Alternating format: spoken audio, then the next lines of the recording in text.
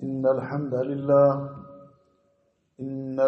لله نحمده ونستعينه ونستغفره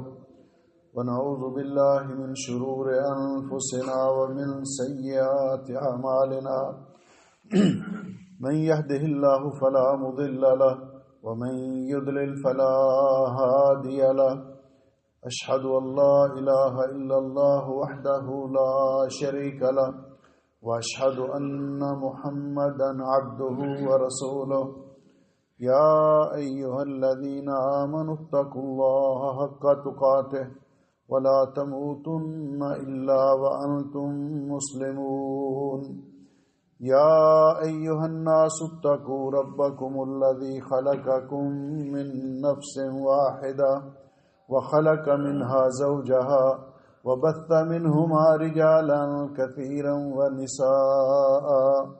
واتقوا الله الذي تساءلون به والأرحام إن الله كان عليكم رقيبا يا أيها الذين آمنوا اتقوا الله وقولوا قولا سديدا يصلح لكم أعمالكم ويغفر لكم ذنوبكم ومن يطع الله ورسوله فقد فاز فوزا عظيما اللهم صل على محمد وعلى آل محمد كما صليت على إبراهيم وعلى آل إبراهيم إنك حميد مجيد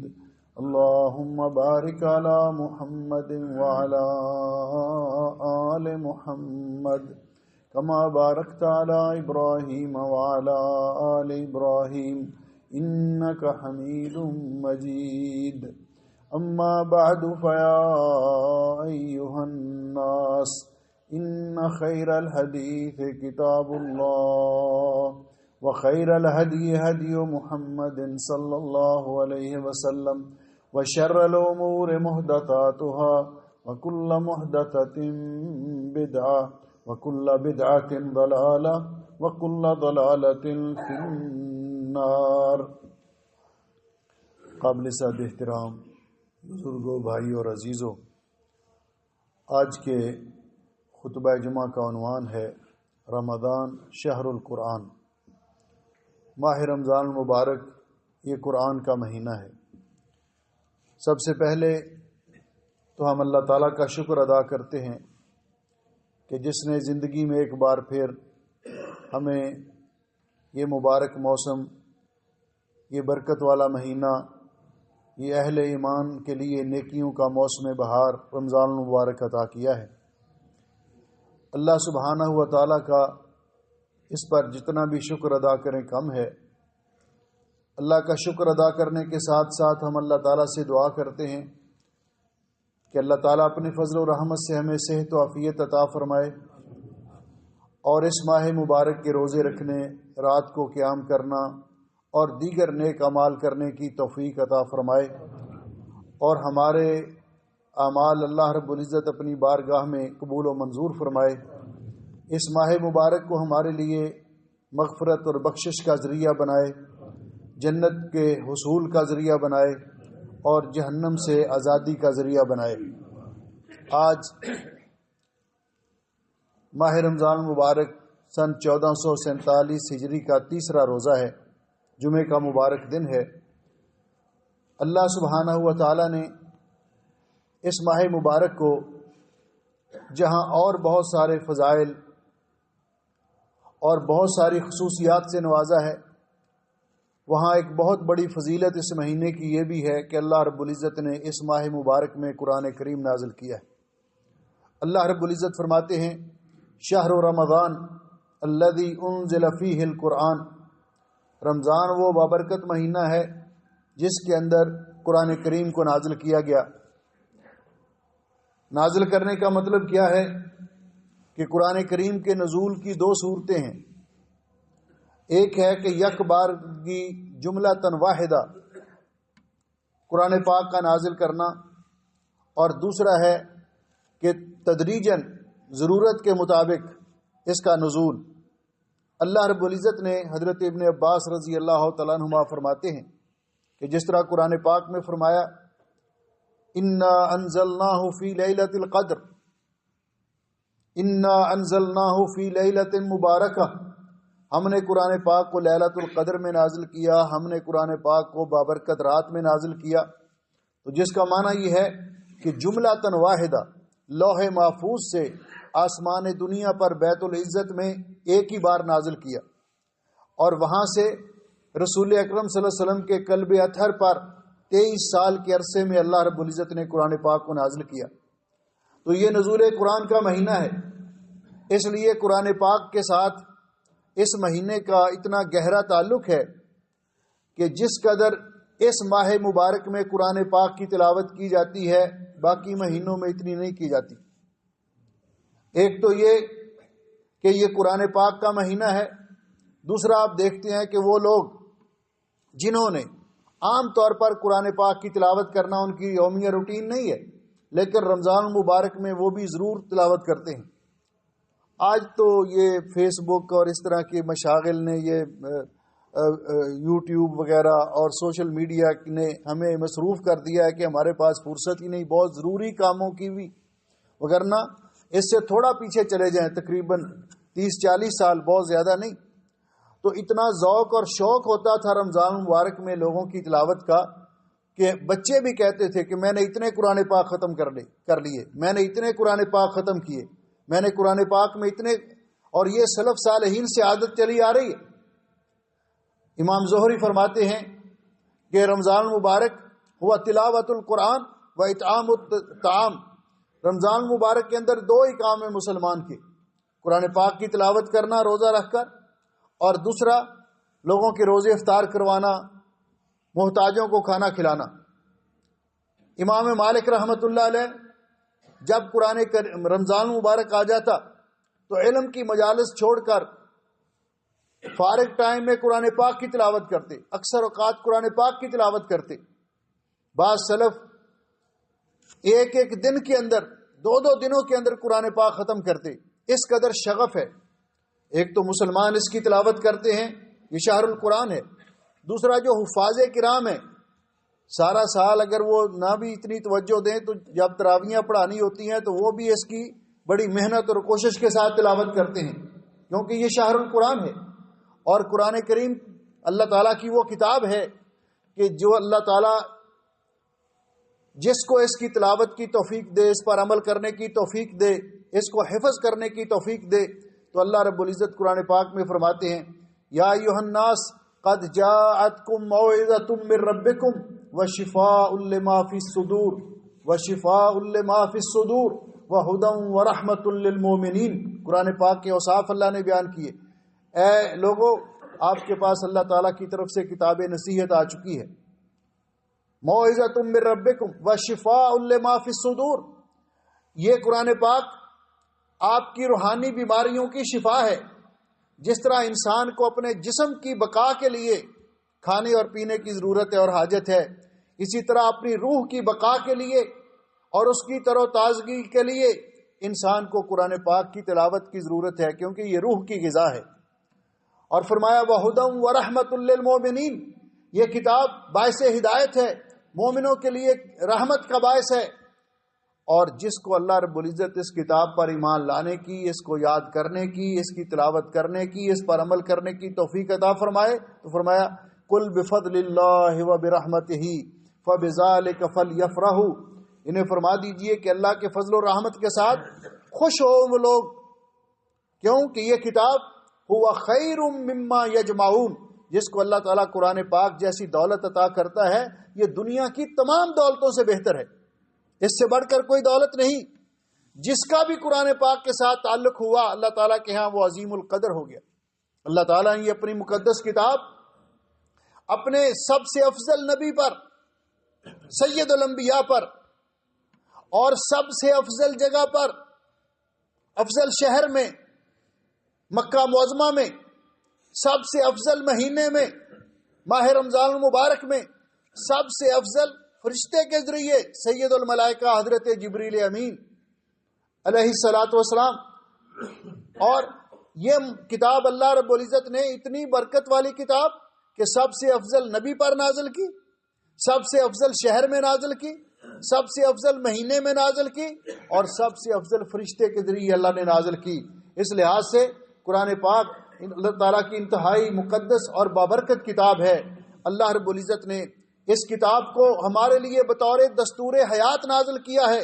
اسی لیے رسول اکرم صلی اللہ علیہ وسلم نے حکم دیا کہ اقرأوا القرآن فإنہ یأتی یوم القیامۃ شفیعا لأصحابہ، قرآن پاک کی تلاوت کیا کرو، خوب اچھی طرح اور رغبت کے ساتھ تلاوت کرو، کیونکہ قیامت کے دن جو اس کی تلاوت کرتے ہیں قرآن پاک ان کے حق میں شفاعت کرے گا۔ اور دوسری حدیث میں رسول اکرم صلی اللہ علیہ وسلم نے فرمایا، حضرت عمرو بن عاص رضی اللہ تعالیٰ عنہ روایت کرتے ہیں، الصیام والقرآن یشفعان للعبد یوم القیامہ، روزہ اور قرآن قیامت کے دن بندے کی جو روزہ رکھتا ہے اور قرآن پاک کی تلاوت کرتا ہے اس کی شفاعت کریں گے، سفارش کریں گے اللہ رب العزت کی بارگاہ میں۔ روزہ کہے گا، آئی ربی منعتہ الطعام والشراب، اے اللہ میری وجہ سے اس نے کھانا اور پینا چھوڑے رکھا، فشفعنی فی، آج میں تیری بارگاہ میں سفارش کرتا ہوں، میری سفارش قبول کر کے تو اس کو بخش دے۔ ویقول القرآن، قرآن کہے گا، آئی رب منعتہ النوم باللیل، اے اللہ رات کو میری وجہ سے یہ جاگتا رہا، قیام کے اندر، تہجد کے اندر، تراویح کے اندر یہ قرآن پاک سنتا رہا، آج میں اس کی سفارش کرتا ہوں تو اس کو بخش دے۔ تو فرمایا فیشفعان، اللہ تعالیٰ دونوں کی سفارش قبول کرے گا، دونوں کی شفاعت قبول کرے گا۔ اس لیے قرآن پاک کی تلاوت، حضرت عبداللہ ابن مسعود رضی اللہ تعالیٰ عنہ فرماتے ہیں کہ جو قرآن پاک کے رسول اکرم صلی اللہ علیہ وسلم نے فرمایا، جو قرآن پاک کا ایک حرف تلاوت کرتا ہے اس کو 10 نیکیاں ملتی ہیں، اس کو ایک نیکی ملتی ہے اور ایک نیکی 10 گنا تک بڑھا دی جاتی ہے۔ رسول اکرم صلی اللہ علیہ وسلم نے فرمایا کہ میں نے یہ نہیں کہتا کہ الف لام میم ایک حرف ہے، بلکہ یہ 3 حرف ہیں، گویا کہ جو شخص پڑھتا ہے الف لام میم اس کو اللہ تعالیٰ 30 نیکیاں عطا فرماتے ہیں۔ ام المومنین عائشہ صدیقہ طیبہ طاہرہ رضی اللہ تعالیٰ عنہ فرماتی ہیں کہ رسول اکرم صلی اللہ علیہ وسلم نے فرمایا، الماہر بالقرآن، قرآن پاک کا ماہر، تلاوت کا ماہر، جو کہ اس کی تجوید اور اس کے قواعد کا اہتمام کرتے ہوئے روانی کے ساتھ پڑھتا ہے، قیامت کے دن مع السفرۃ الکرام البررہ، اللہ تعالیٰ کے بزرگ اور بابرکت فرشتوں کے ساتھ ہوگا۔ والذی یقرأ القرآن، اور وہ شخص جو اچھی طرح پڑھ نہیں سکتا بلکہ اس کی زبان میں اس کو پڑھنے میں زبان موٹی ہو چکی ہے، مشقت محسوس ہوتی ہے، وہ پڑھتا تو ہے وَهُوَ عَلَيْهِ شَاقٌ، لیکن مشکل سے پڑھتا ہے، بار بار کوشش کر کے جوڑ کر کے پڑھتا ہے، فَلَهُ أَجْرَانِ، تو اس کو 2 اجر ملتے ہیں، دوہرا اجر ملتا ہے۔ اس لیے قرآن، یہ ماہ قرآن ہے، اس میں لوگ قرآن پاک کی خود بھی تلاوت کرتے، رات کو تراویح کے اندر بھی سنتے، قیام اللیل کے اندر بھی سنتے۔ تو اس لیے اس مہینے کا قرآن پاک کے ساتھ بڑا گہرا تعلق ہے۔ جہاں اس کی تلاوت کی ترغیب دلائی گئی، وہاں اس بات سے بھی ہمیں متنبہ کیا گیا کہ قیامت کے دن رسول اکرم صلی اللہ علیہ وسلم بعض لوگوں کی شفاعت کریں گے، اور جن کی آپ شفاعت کریں گے ان کو سزا نہیں ہوگی، اللہ ان کو بخش دے گا، اور بعض لوگوں کی آپ شکایت کریں گے۔ قرآن پاک میں اللہ رب العزت نے فرمایا، وقال الرسول یا رب ان قوم اتخذوا هذا القرآن مہجورا، قیامت کے دن بعض لوگوں کی، اپنے امت کے لوگوں کی، فرمایا آپ شکایت کریں گے کہ یا اللہ انہوں نے قرآن پاک کو چھوڑ رکھا تھا۔ چھوڑنے کا معنی کیا ہے؟ ہجران القرآن، قرآن پاک کو چھوڑ دینا، اس کا ایک معنی تو یہ ہے کہ تلاوت نہ کرنا، ہفتے گزر جائیں کبھی قرآن پاک کی تلاوت ہی نہ کی جائے۔ دوسرا معنی اس کی آیات پر تدبر اور غور و فکر نہ کرنا۔ تیسرا مطلب اس کے معنی اور مفہوم کو نہ سیکھنا، یہ سمجھنے کی کوشش نہ کرنا کہ ہمارے رب نے ہماری طرف کیا پیغام بھیجا ہے، کیا احکام نازل کیے ہیں، یہ سارے کے سارے۔ اور اسی طرح قرآن پاک سے استشفاء، یعنی قرآن پاک کو اللہ نے شفا بنایا ہے، روحانی بیماریوں کے لیے بھی اور جسمانی بیماریوں کے لیے بھی، اس کو ترک کر دینا، یہ سارے کے سارے قرآن پاک کو ترک کرنے کے معنی میں آتے ہیں۔ اس لیے میرے بھائی اور عزیزو، ہمیں کوشش کرنی چاہیے کہ قرآن پاک کی تلاوت زیادہ سے زیادہ کریں. یہ باعث برکت ہے. اس کے ساتھ جس کا بھی تعلق ہو گیا، حضرت عمر بن خطاب رضی اللہ تعالیٰ عنہ روایت کرتے ہیں کہ رسول اکرم صلی اللہ علیہ وسلم نے فرمایا ان اللہ یرفع بہذا الکتاب اقواما ویضع بہ آخرین. اللہ تعالیٰ اس قرآن پاک پر عمل کرنے والے، اس سے تعلق رکھنے والوں کو دنیا میں عروج بخشتا ہے، عزت عطا کرتا ہے، اور جو قرآن پاک کو نظر انداز کرتے پس پشت ڈال دیتے ہیں وہ دنیا میں ذلیل و خوار ہو جاتے ہیں، وہ زوال کی اتھاہ گہرائیوں میں جا گرتے ہیں. وہ معزز تھے زمانے میں مسلمان ہو کر، اور خوار تم ہوئے ہو تارک قرآن ہو کر. اس لیے قرآن پاک کو سیکھنا، اپنے بچوں کو سکھانا، تلاوت کرنا، گھر والوں کو اس کی ترغیب دلانا، یہ ہر مسلمان کے لیے ضروری ہے. اور بالخصوص ماہ رمضان المبارک میں زیادہ سے زیادہ اس کی تلاوت کی جائے، اور بالخصوص رات کے اوقات میں قرآن پاک کی تلاوت کی جائے. اللہ تعالیٰ مجھے اور آپ کو توفیق بخشے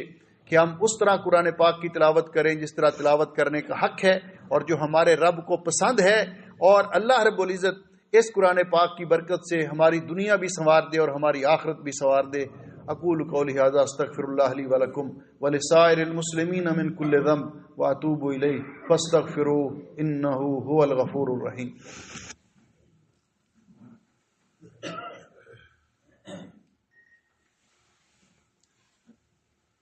ان الحمد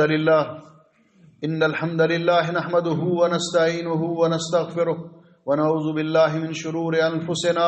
ومن سيئات اعمالنا من يهده الله فلا مضل له ومن يضلل فلا هادي له اشهد ان لا اله الا الله وحده لا شريك له واشهد ان محمدا عبده ورسوله. محترم بھائیو اور عزیزو، قرآن کریم یہ اللہ رب العزت کا کلام ہے، اور اللہ رب العزت کا کلام اس کی فضیلت کو سمجھنے کے لیے یہی کافی ہے کہ یہ اللہ رب العالمین کا کلام ہے. اور کہتے ہیں جس طرح مشہور مقولہ ہے کہ کلام الملوک ملوک الکلام، کہ بادشاہوں کے کلام کلاموں کے بادشاہ ہوتے ہیں. تو اللہ تعالیٰ تو شہنشاہ کائنات ہے، اس کا کلام سب سے افضل کلام ہے. اس لیے قرآن پاک کو سیکھنا، اس کو پڑھنے کا طریقہ، اس کی تعلیم، یہ ہر مسلمان کے لیے ضروری ہے. اور اس کے ساتھ ساتھ قرآن پاک کا ترجمہ، اس کا مفہوم اور اس کی وہ تفسیر، کیونکہ قرآن پاک اللہ رب العزت نے رسول اکرم صلی اللہ علیہ وسلم پر نازل کیا، اور اس کا بیان بھی رسول اکرم صلی اللہ علیہ وسلم پر نازل کیا. اللہ رب العزت فرماتے ہیں اِنَّا عَلَيْنَا جَمْعَهُ وَقُرْآنَهُ فَإِذَا قَرَأْنَاهُ فَاتَّبِعْ قُرْآنَهُ ثُمَّ إِنَّ عَلَيْنَا بَيَانَهُ. اس کا بیان بھی، اس کی تفسیر بھی اللہ تعالیٰ نے پوری کی پوری رسول اکرم صلی اللہ علیہ وسلم کو سمجھائی اور آپ نے امت کو سکھائی. اپنی طرف سے قرآن پاک کا ترجمہ کرنا، قرآن پاک کا مفہوم بیان کرنا، یہ درست نہیں ہے. وہی تفسیر معتمد ہے، قابل اعتماد ہے جو اللہ تعالیٰ نے رسول اکرم صلی اللہ علیہ وسلم پر نازل فرمائی، اور اسی کے مطابق ہمیں عمل کرنا چاہیے اور اس کو سیکھنا چاہیے. قرآن پاک کی مجالس، نبی علیہ السلام نے فرمایا کہ ما جلس قوم مجلسا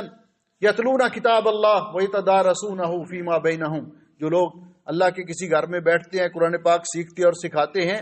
نزلت علیہم السکینہ، ان پر اللہ تعالیٰ کی طرف سے سکینت نازل ہوتی ہے. غشیتہم الرحمہ، اللہ کی رحمت ان کو ڈھانپ لیتی ہے. وحفتہم الملائکہ، فرشتے ان کو گھیر لیتے ہیں، اور اللہ تعالیٰ اپنے مقرب فرشتوں کے ہاں ان کا تذکرہ کرتے ہیں، اچھے الفاظ میں ان کی تعریف کرتے ہیں کہ میرے یہ بندے یہ قرآن پاک کے ساتھ اتنا شغف رکھتے ہیں. تو اللہ تعالیٰ رسول اکرم صلی اللہ علیہ وسلم دعا کیا کرتے تھے، مشہور دعا ہے، اور وہ دعا کیا تھی؟ اللہم اجعل القرآن العظیم ربیع قلوبنا ونور صدورنا وجلاء احزاننا وذہاب ہمومنا. اے اللہ، قرآن پاک کو ہمارے دلوں کی بہار بنا دے، ہماری آنکھوں کا نور بنا دے، اور ہمارے غموں اور پریشانیوں کو دور کرنے کا ذریعہ بنا دے. اللہ تعالیٰ ہمیں تلاوت کرنے کی توفیق عطا فرمائے اور قبول و منظور فرمائے. قیامت کے دن قرآن پاک کو ہمارا سفارشی بنائے، ہمارے خلاف حجت نہ بنائے. اللہ جل شانہ ہمیں عمل کی توفیق بخشے، اور ادھر ادھر کی تفسیریں، اور یہ دنیا میں برمار ہو چکی ہے ان چیزوں کی، سوشل میڈیا پہ بھی، عام طور پر بھی. لیکن ایک بات یاد رکھنی چاہیے کہ علامہ اقبال نے اسی بات کا شکوہ بہت پہلے کیا تھا، زمن بر ملا و صوفی سلامے کہ پیام خدا گفتند مارا، ولے تعویل شان در حیرت انداخت خدا و جبرائیل و مصطفیٰ، کہ بعض لوگ اپنے مطلب کے لیے اور اپنی مرضی کے لیے قرآن پاک کی ایسی تفسیر کرتے ہیں کہ اللہ تعالیٰ نے نازل نہیں کی، جبریل امین لے کر نہیں آئے، نبی پاک صلی اللہ علیہ وسلم نے امت کو سکھائی نہیں۔ تو اس لیے ہمیں قرآن پاک کی صحیح اور اصلی مفہوم سمجھنے کے لیے ان مجالس کا رخ کرنا چاہیے جن کے اندر قرآن و سنت کی روشنی میں قرآن پاک کا ترجمہ اور تفسیر بیان کی جاتی ہے۔ اللہ ہمیں عمل کی توفیق عطا فرمائے۔ ان اللہ و ملائکتہ یصلون علی النبی یا ایھا الذین آمنوا صلوا علیہ وسلموا تسلیما اللهم صل علی محمد وعلی آل محمد کما صلیت علی ابراہیم وعلی آل ابراہیم انک حمید مجید اللهم بارک علی محمد وعلی آل محمد کما بارکت علی ابراہیم وعلی آل ابراہیم انک حمید مجید اللهم انت اللہ لا الہ الا انت نستغفرک ونتوب الیک اللهم اشف مرضانا ومرضى المسلمین اللهم اقض حاجاتنا وحاجات المسلمین اللهم تقبل منا صيامنا وقيامنا وصالح اعمالنا اللهم اجعلنا ممن صام رمضان ایمانا واحتسابا فغفر له ما تقدم من ذنبه اللهم اجعلنا ممن قام رمضان ایمانا واحتسابا فغفر له ما تقدم من ذنبه اللهم اجعلنا من قام ليلة القدر ایمانا واحتسابا فغفر له ما تقدم من ذنبه اللهم انت ولينا في الدنيا والآخرة توفنا مسلمين والحقنا بالصالحين اللهم اجعل هذا البلد آمنا مطمئنا سخاء رخاء وسائر بلاد المسلمين سبحان ربك رب العزة عما يصفون وسلام على المرسلين والحمد لله رب العالمين۔ صفحہ درست کر